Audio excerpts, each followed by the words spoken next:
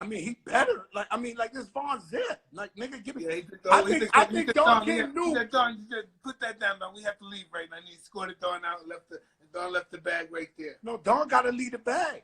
Yeah, like, he got to lead the bag. He left and you the know, bag. rest in peace, my brother Von Zip, and he was the one who first got me into eating like not pork and eating turkey, and he would take me downtown to the turkey shop. I'll tell you one story, and I'll get off Zip, man. Rest in peace. Was I went with him to buy a car one time, and the motherfucker, on purpose, just to show me, he paid for the car in old school 20s. You could smell like it was in the wall.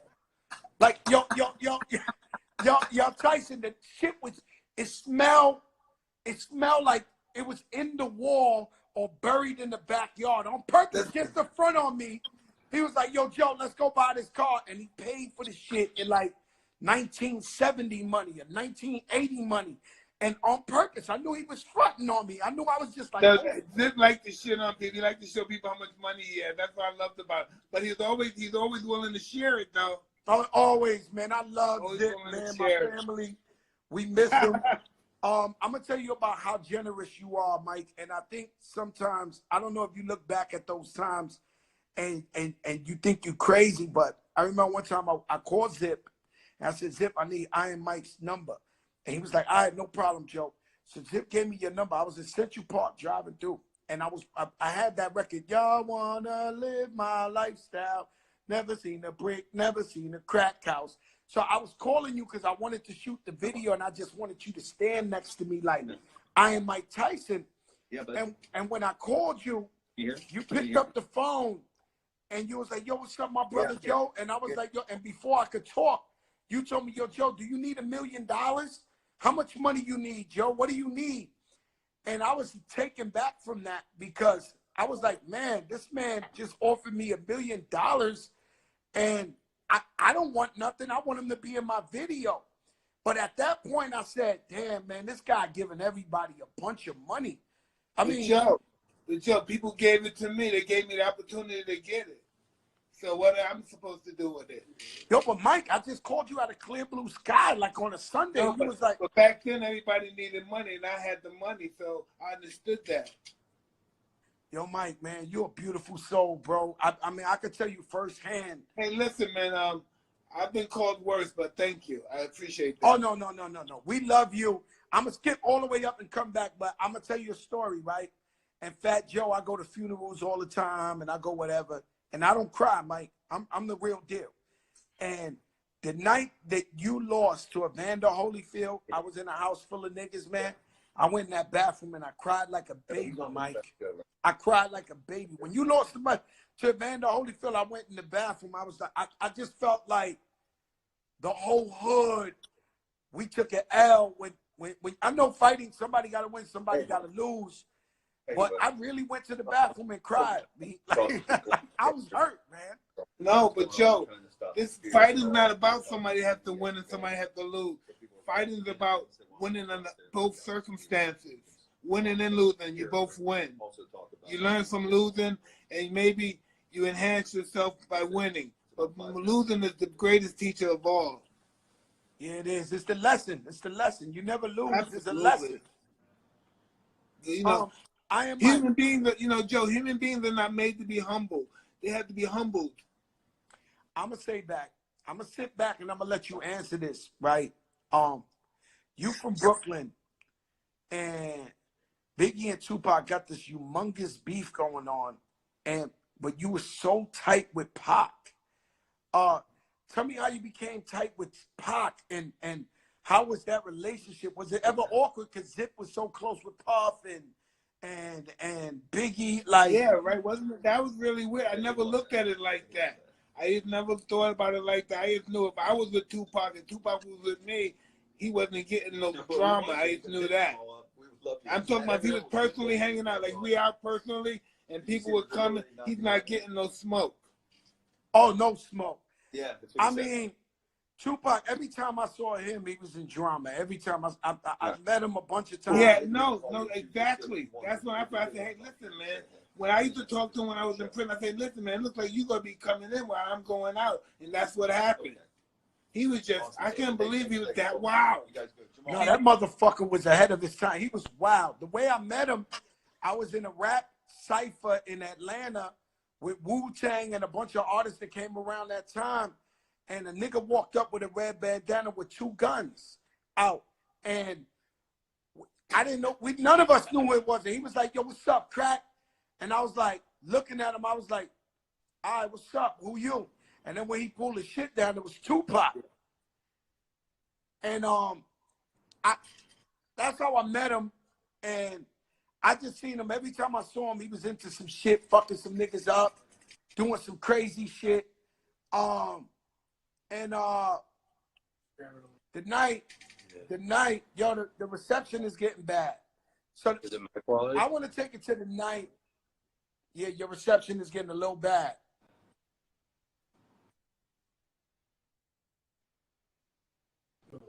Yeah. Yo, Mike, yeah, you gotta fix the Wi-Fi some shit because it's getting blurry. We're back on. It got a little blurry. What you can say now? What night you want to go back to, the night of the fight? Yeah, I want to get back to the night of the fight where Tupac passed away. He comes out the ring with you and he gets into the altercation. I mean, what was that like for you to hear Tupac got, you know, murdered on the strip or shot up on the strip? Hey, listen, right? I just think this is just my personal opinion. That stuff, and I never said that all that stuff was planned in advance, man. Yo, Iron Mike, so you believe that all that was plotted before any fight, any shit that ever happened? No, I believe, but I know not that, but I believe the fight was the opportunity for it to happen.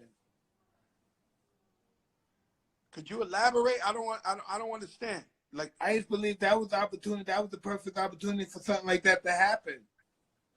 Yeah, because everybody from all over would meet up in the same place. Everybody knew everybody was going to be there. And the people that wasn't there because they knew who was going to be there.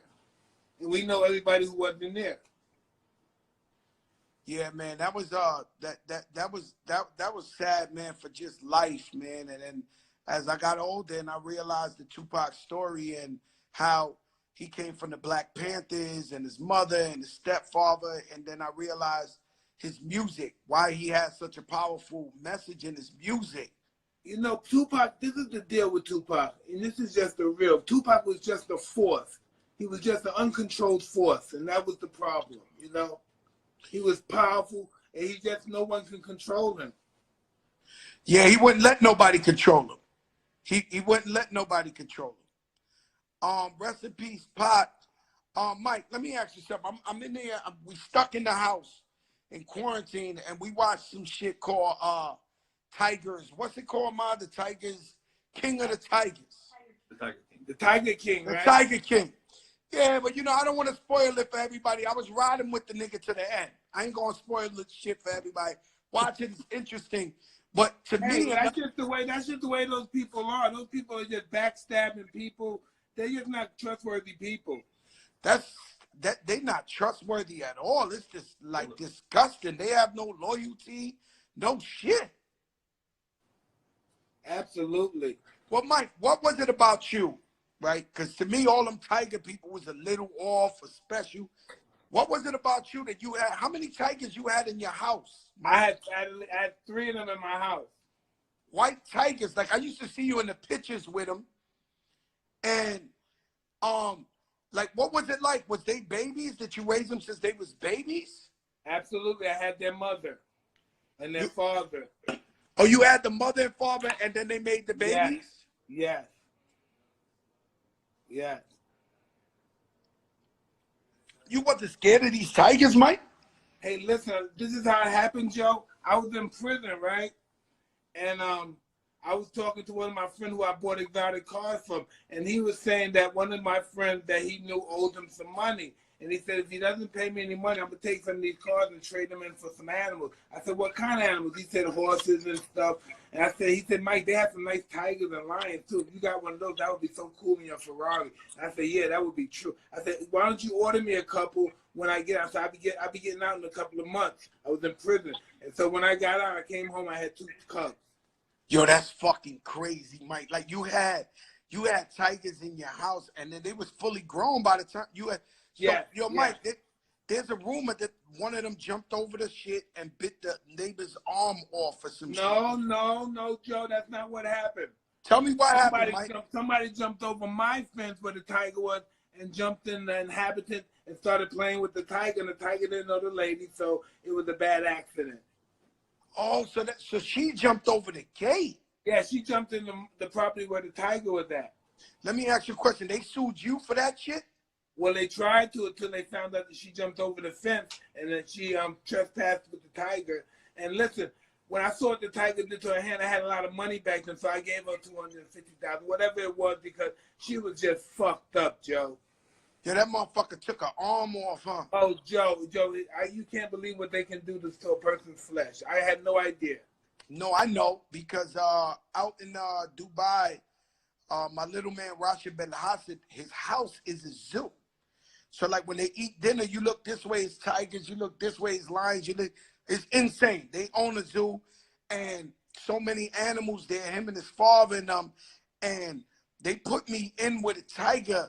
And the motherfucker, he's so big, but he's so quick. And I listen, incredibly quick for something that's 500 pounds, 600 pounds. You are not getting away from a tiger if he wants your ass. There is no way around it. And they kill you in like 3 seconds, so you're not gonna live long.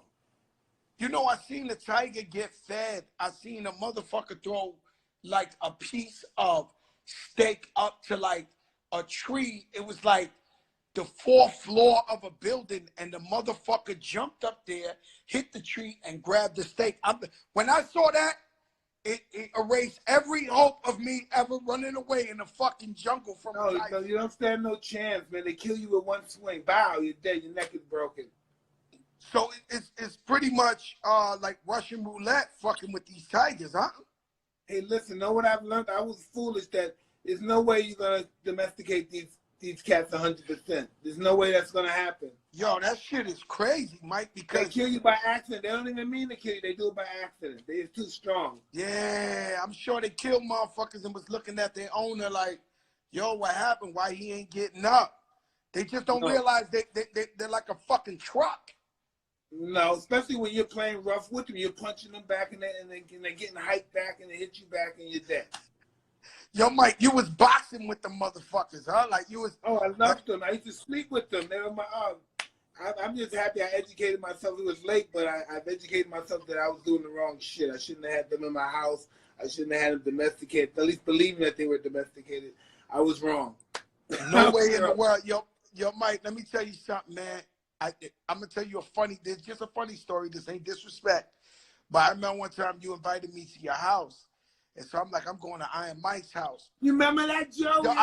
Do you remember? So you opened the door, Mike. You was ass naked opening the door, my nigga. And I was like, yo, Mike, what the fuck, B? Like, but that's you was because like, I knew you had Remy Ma with you.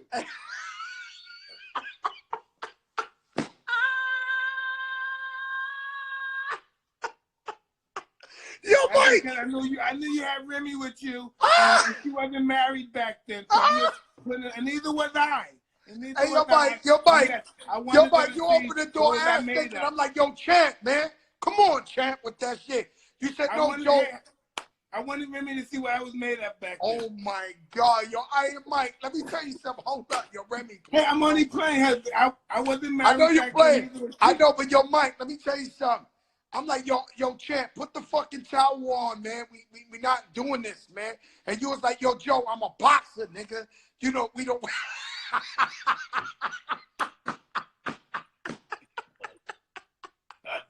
Oh, man. Yo, and let me tell you, you wasn't married, but I'm going to tell you some shit. You gave me a tour of the house. Every fucking room had a chick in the jacuzzi, in another thing. Yo, I could not believe this shit, Mike. Like, every room we went to, I was like, oh, my God. Hey, yo, Mike, every fucking room. I'm like, Jesus Christ. I was young at one time, Joe. At one time, I was young, Joe. I was young. Oh, yo, Iron Mike, yo, I could not believe the shit. And I remember you said, could I go there or leave this story alone? Hey, I'm a little nervous now. All right, fuck it then. Fuck it, I ain't going there. They heard enough. Hey, yo, Mike, they heard enough. Fuck it, man. Fuck it, man. I love you, Joe. Hey, yo, Mike. Hey, yo, Mike, you crazy. Let me tell you something. Two nights ago, I had Amber Rose on the Fat Joe show. Oh, man. No. They won't let her be on my show, man. Why don't they let people like that on my show? I get mystics, I get politicians, I get superstars, I get billionaires. I don't get no chicks. No, I'm going to set it up. I know her well. Thank you very much, Joe. No, I got you. You know you my brother. Me and I'm a pretty cool and stuff, but she never wanted to be on. I never had that. I set it up. I got the hookup. But check this shit out, yo, Mike. She was on here, you know, she just got tattoos on her face and shit. And I was like, yo, Amber, what the fuck? You got tattoos on your... This girl, one of the most beautiful girls in the world. And then it led me to think, you the first motherfucker I know in the hood with a tattoo on your face. And I'm saying... Well, Joe, I'm the first real unadulterated savage you really ever met. You know, you just don't know that yet. No, I know that. You know, really. No, Mike. I know. I'm not confused, Mike. So I think our faces like our tattoo. I think we're all tribal, and I think that's our instinctive, ancient instincts to tattoo our face and our bodies. So you said to yourself, you just woke up one day and said, "Fuck it, I'm gonna get a tattoo on my face." Exactly, 100%. That's it. You just said, "Yo, let me go get a tattoo. I don't give a fuck." No, I did it from a spiritual perspective. Every time I see you talk like if we come from a different life or we're passing through, and somehow you damn near are a philosopher. No, that's not true. We are just passing through, but on our journey passing through, we start to reflect on our past that we can't understand. Like me, I get scared when I'm by mountains and I see big birds, and I swear to God, in my last life, I must have died by some mountains and some birds fucking pick my shit or something. I don't like the shit. Like, nah, maybe you were in the mountain when you before in another life. Real shit. Like, I swear to God. No, really. Imagine if we come back and we're reborn the rock or something, and we're watching the world go by. And let me tell you something. If you come back and you born like my dog, that motherfucker eat filet mignon all day, and I rub his fucking stomach for 5 hours straight every day. He got a sweet life. Yeah. You never know. He could have been one of our grandparents or something. We don't know. Man, yo, Iron Mike, let me tell you something, man. I said, oh, I know what's a good one, Mike. The other day I seen the fight of the year. Who? Tyson Fury and Wilder. Well, that was the most. I was there, dog. I was at the fight, dog. I know, and you told them, yo, I can't go against Tyson Fury. His name is Tyson. Yeah, his father named him after me. Wow, and I didn't know that, Mike. So that's different, right? That's part of that spiritual tattoo, and that's like, yo, he's one of yours. Like he's How the fact that can somebody name somebody after you and this guy becomes heavyweight champion? He just wanted to name him to be a tough guy. Let me tell you something. That motherfucker is elusive as fuck, and he hit hard as fuck, Tyson. He's different, man. He's really 6'7", 6'10", but he's really elusive. He's a boxer. And, man, I just wish him the best of luck. Deontay Wilder could still make a lot of money, though. He shouldn't feel sad or discouraged. He should continue to go out there and fight with a lot of zest and confidence. He feel like he's giving up. Oh, my life is over. I made $90 million so far, but my life is over. I lost. Oh, God, I want to die. Grow up, man. Let's just keep going through this until it's really over. Man, I think he's confident, and he hits hella hard, bro. I've been in a couple of his fights. I heard him hit a motherfucker in Brooklyn that you can hear that shit in Upper Deck. But he's definitely, and I love the OG Mark Breland, but he definitely got to change his corner if he's going to beat Tyson Fury, because he can't go in there fighting the same fight and expect a different outcome. Well, listen, he didn't fight the same fight he fought the first fight, you know? The first fight he fought with confidence like he could win. This fight he fought like he didn't have no zest, no life in him. I don't think that's true. I think the guy Emmanuel Lewis's nephew from the Crunk, they came in with Tyson Fury attacking him. That's the difference in the two fights.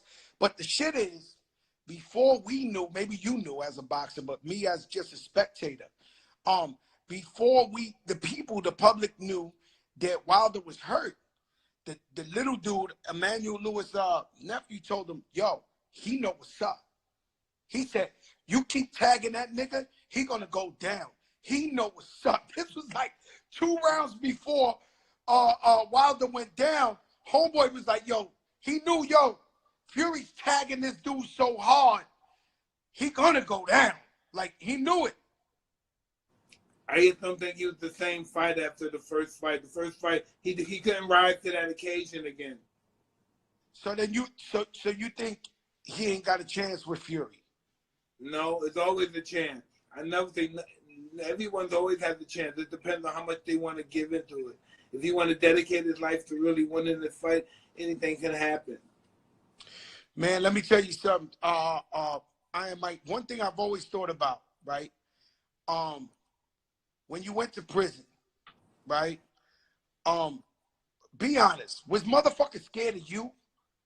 Like, you know, be honest. Hey, No. Yo, Mike, I don't want a political answer. I want the real deal, Joe Crack, Mike Tyson. When you walked in jail, were motherfuckers scared of you?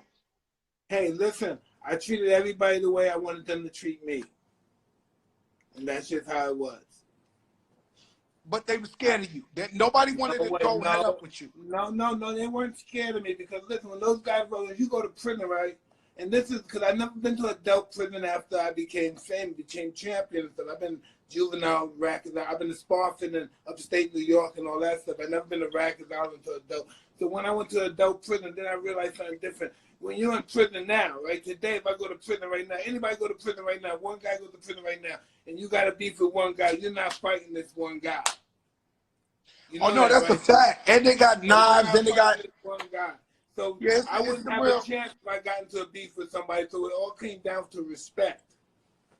Yeah, I mean, this guy, Big Fendi, fabulous manager, keeps hitting me every 10 seconds, telling me to tell you, what's up, I am Mike Tyson. Yeah, listen, I used to live in the same building in the 70s. Big Fendi? Yeah, what do you mean Big Fendi? I knew Big Fendi when he was in his mother's belly. I mean, yeah, that's what I'm saying. No, I know his mother, Brenda. What do you mean Big Fendi? I know Little Eric. You know Little Eric. Eric B is on the check-in. Eric B is hitting you up right now. Be Real from Cypress Hill. Everybody loves you. Everybody's checking in. Yo, Mike, let me tell you something. You know Fendi, can I say Fendi? I've known Fendi. He's the oldest person I've known in my life that's still alive. For real? Yeah. That's crazy, bro. I know Fendi. I think of him every day. I think about him.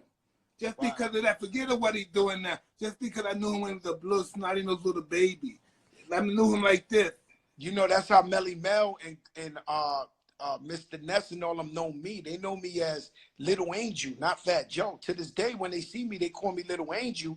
I know they're so proud of you, too. They must be so proud. Oh, no, they're proud of me. But, yo, Mike, you know how I give it up to you.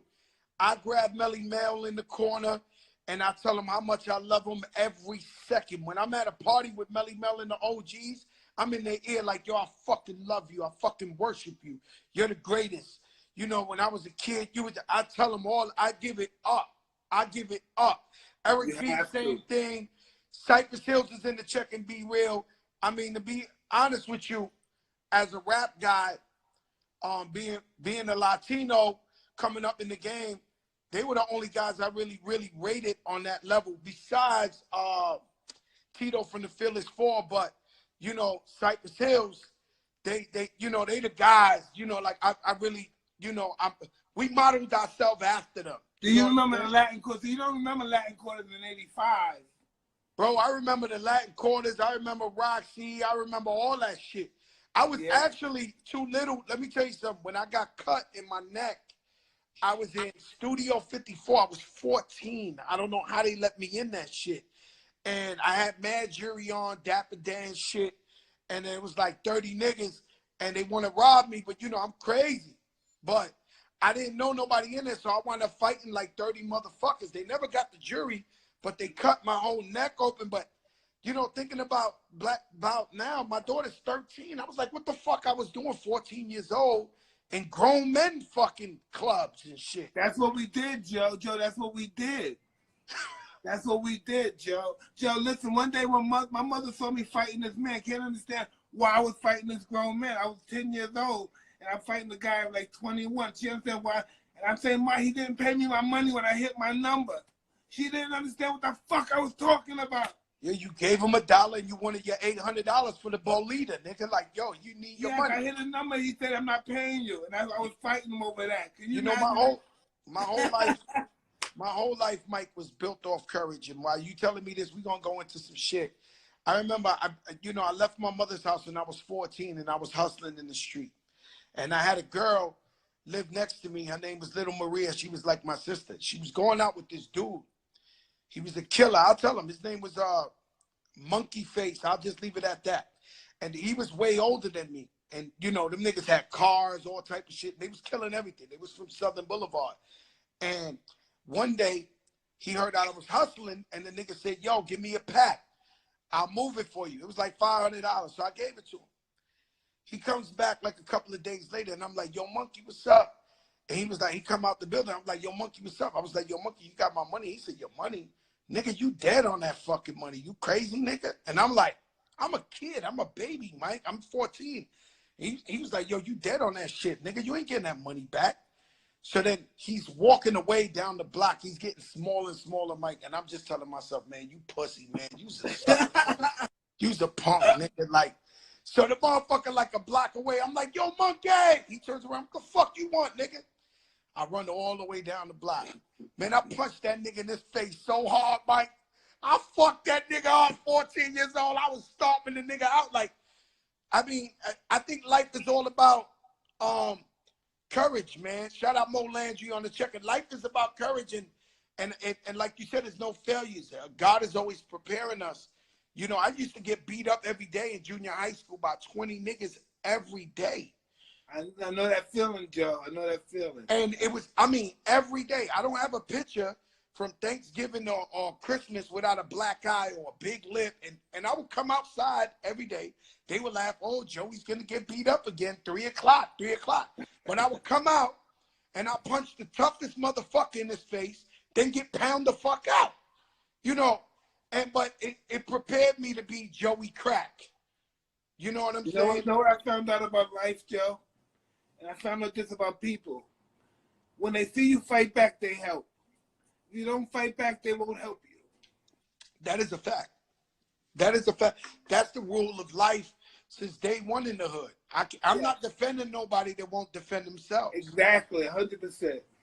And I hope nobody lets me down because I'm like, damn, bro, like you got to defend yourself. You know, some guys, they cowards and they won't defend themselves. And in fact, even I knew a guy named, I'm going to tell you his name too. I haven't seen him in years. His name was Danny Loco. Now, Danny Loco was like a fake Scarface nigga from my hood. He get money and he was well respected, but he had no hands, Mike. He could not fight for nothing. But I tell you, Mike Tyson, he would swing on you in front of the building. Like, this nigga knew he was losing. Like, there's a 1,000,000% he's losing to everybody. He got no hands. But if you front on him, he'll swing on you. Like, no matter what. And then you knew, yo, Danny Loco got fucked up again. But you be like, yo, that nigga hook off on anybody. He's not a coward. He's not pussy.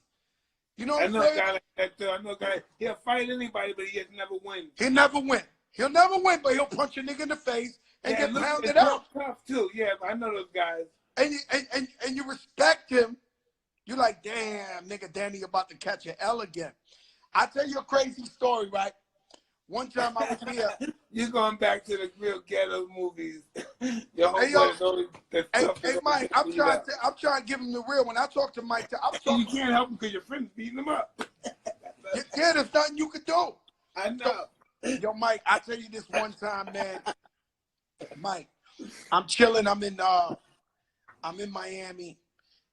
We got big money. We out here stunting one of these weekends. Everybody was out here.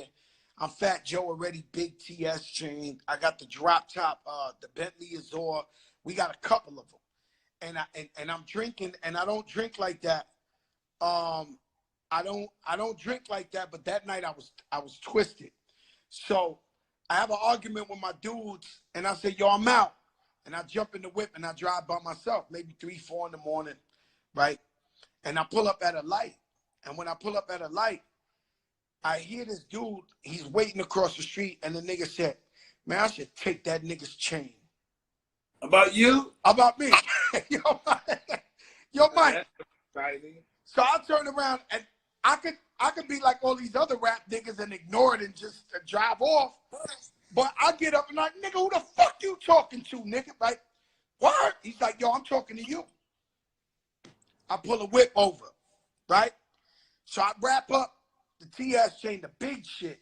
I got from Jacob the Jeweler, this big shit. Shout out Pristine. I don't, you know, Pristine's my jewelers now, but back in the day. So the nigga big. So I'm tipsy. So he walk up to me, and I hit him as hard as I can, Mike, as hard as I can. And the motherfucker laugh at me. And I wake up, and I said, holy shit, Joe, wake up. Fuck this drunk shit. You about to get fucked up, and then nigga gonna take your chain. And so I get it in with the nigga. We getting it in.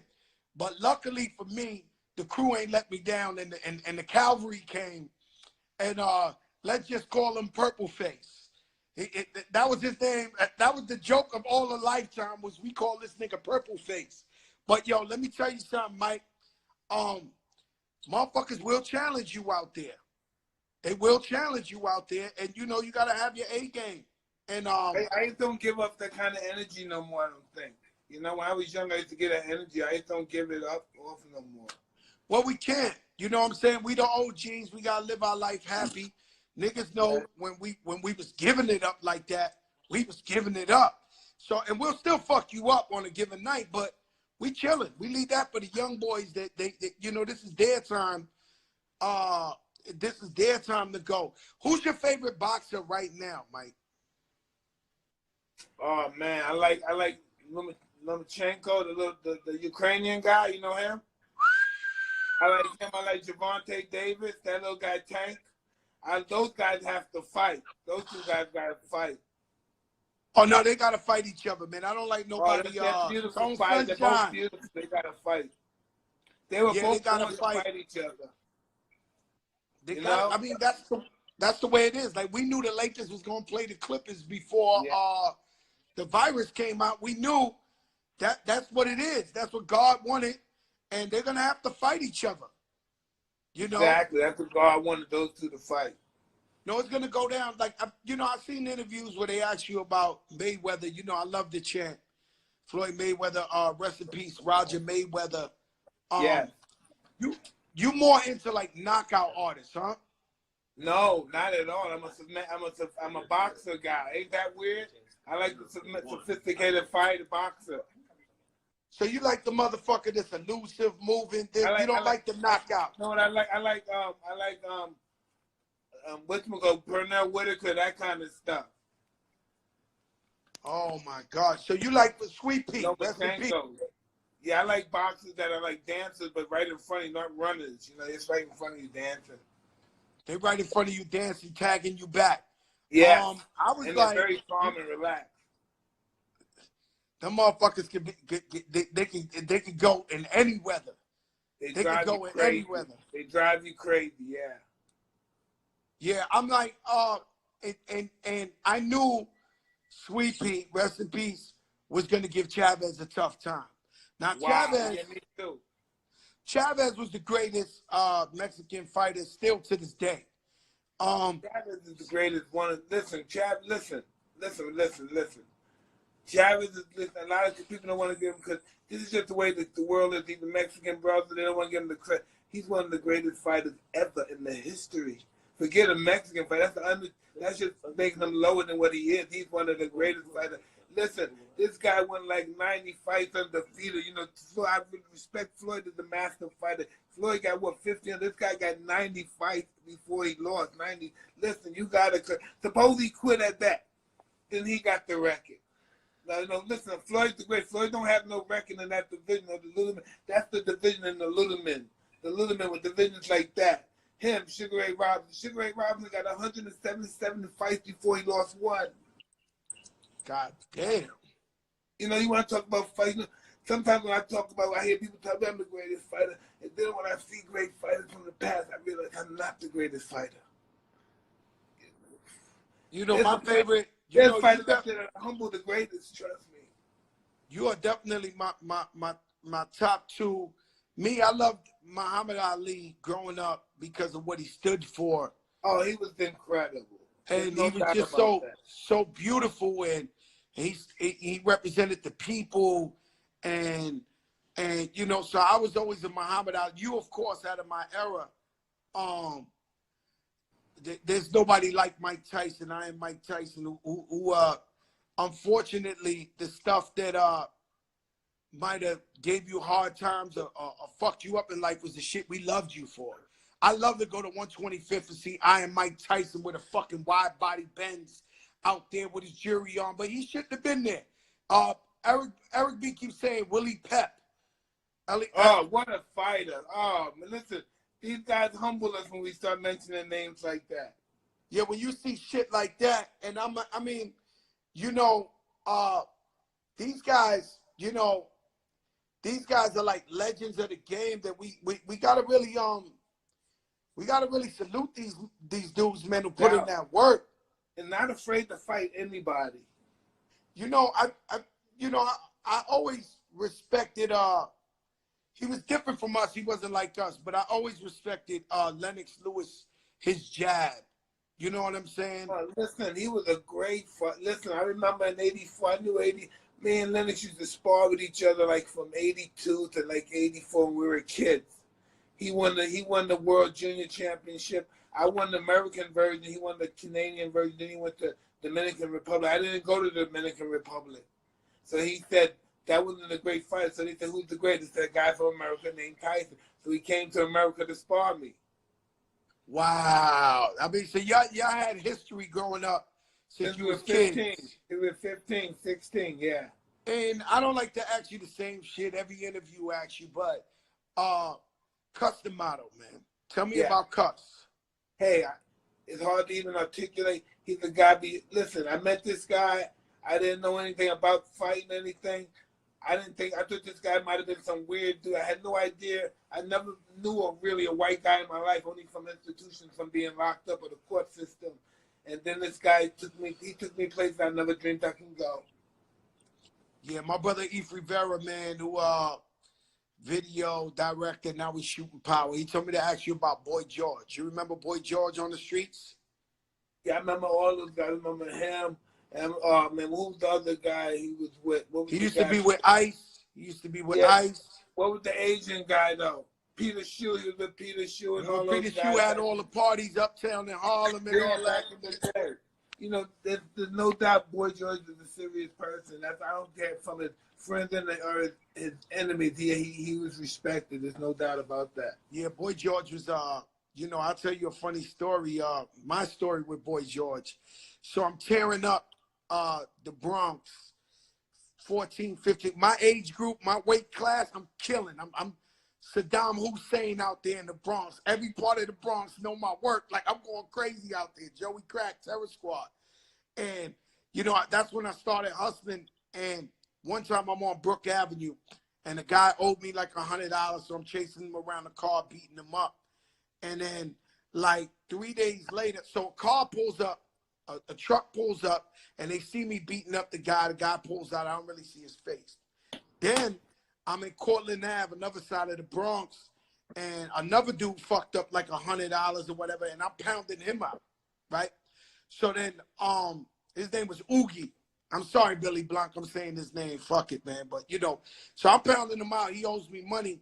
And out of nowhere is at night, there's a dude standing there, and he's like, yo, man, who the fuck is this little fat nigga, man? I'm tired of this nigga. So I look up. It's the same nigga who I seen in the truck. So I'm like, my man, what the fuck is up with you? And he said, nigga, I kill your family. Like, people didn't used to talk like that. So I'm only 14 years old, 15. I'm like, what? He's like, yo, I kill his family. So the guys who I'm chasing grabs me like, no, it's Boy George. It's Boy George. No, like, no, like. Yo, listen, so, Joe, right? Those guys, for some reason, when Scarface came out, those guys really wanted to live that life. I wanted to live that life. I wanted to live that life. My best friend ever in life, his name is Tony Montana. He's dead. And I would have finished that story, but I remember one time we got his name was Tony Montana, right? So my best friend ever, we used to call him Tony Montana. And I remember one time we got arrested by the cops, 42nd Precinct. And this man sat, they had us like in front of this desk, handcuffed. And this man kicked his feet on top of the detective's desk and told the nigga, I am Tony Montana. You will be working in Alaska in the morning when this, in real life, I said, oh my fucking God. Like, I'm sitting on the side. Oh, we gonna get our ass whipping this motherfucker. And I'm telling this nigga like, yo, is you fucking crazy? Like, yo, you are not Tony Montana from the movie, nigga. This is real life. We gonna get fucked up in this motherfucker by these cops, man. Oh, man. Yo, Iron Mike, I'm gonna let you go, man. I can keep you here forever, my brother. One question I want to ask is the most, shout out Lauren Ridinger on the check-in, the most expensive shit you ever bought in your life. I remember, I think you had a fight in the UK or some shit, and you bought some shit out of this world. Like, I mean, what is the craziest shit you ever bought in your life? A gift or something to yourself?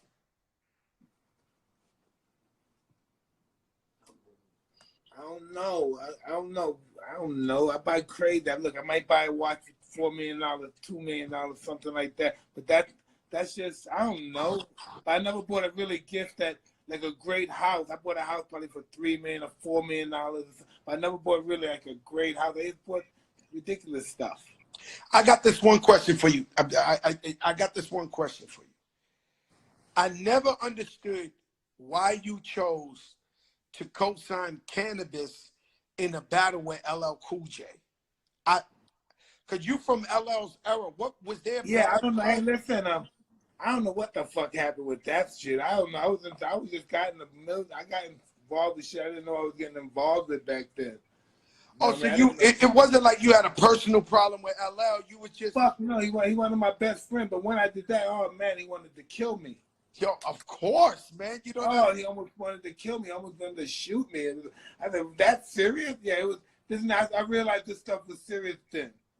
Man, let me tell you something. I was so you were just doing it. Fuck it. I'm gonna hype this shit up. Around, yeah. I'm just fucking around getting in the video. I didn't know this guy was gonna kill me after this video. Yo, Mike, man, let me tell you something. You can't do no wrong in my eyes. And let me tell you something. I went and I was so hurt when you chose Cannabis side because, you know, LL, that's my idol.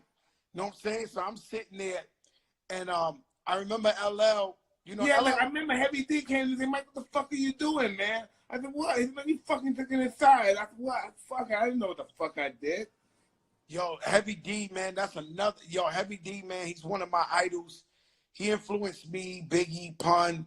And I remember I became really good friends with him in real life. And this was somebody I used to really worship before I even rap. Like, I used to try to dance and dress like Heavy D. Heavy was a fly guy. Stupid fly. And he always kept a fly chick with him to the day he died. I remember I walked in Mr. Chow, and I can't tell you who. It was a famous actress chick, and she was all on his shoulder. And I was like, damn, Heavy D is like that. He was one of those guys that knew what he wanted in life. He knew what he wanted from life. Bro, I'm telling you, maybe a month before he passed away, rest in peace, Dwight Heavy D, I seen him in Mr. Child in Beverly Hills. He had one of the top actresses you ever seen in your life on his arm. And I was like, what the fuck? Like, Heavy was the man. Heavy was the overweight lover, yes. He was the overweight lover. I used to go to the rooftop and see him. Right. You know, I used to see him out there in the rooftop in Harlem. I used to see him in all these parties, man, and I used to just admire him from far and be like, yo, one day I'm going to be like him. Hey, listen, me and Heavy was very close friends. When I used to be in prison, he used to always come visit me. And I remember one day one of his dancers had died in Indianapolis, and that's why he hated going there. Oh, one of his dancers died over there? I believe he got into an accident or something over there. Yeah, one of his brothers. He had like two brothers, Heavy D and the Troy, boy. I think it's Troy or something. Trouble T. Roy. Yeah. Troy, Trouble T. Roy. Shout out to Pete Rock and the whole family. CLC. And the whole crew, yeah. Heavy family, everybody. Money earned in Mount Vernon. All, you know what I'm saying? Thanks. Hey, yo, Iron Mike, man, I appreciate you. No, thank you very much to be able to voice this stuff out and talk about stuff. Hey, yo, Mike, let me tell you, we do this for the people every night at 8 o'clock. You know, we have nothing but the biggest and the best. When I hang up with you, I'm going to let some people get on and talk. Some regular people from the hood, from all over, because we try to give them all a platform. Today, me and you, we jump right at it.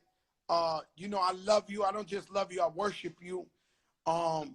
You everything, brother. You everything to me and my generation. You everything to us, man. And I just want to let everybody know how much I love you, man, and how much I appreciate you and your spirit and your family. And God bless you. Thank you. And by you doing so good, the way you're doing now makes me feel so good as well. Thank you. I am Mike. I love you, man. Peace, baby. Love. Oh, wow. Woo! This is shout out Kanye and them over there, Boo. All of them are sending me the sneaker right here. I mean,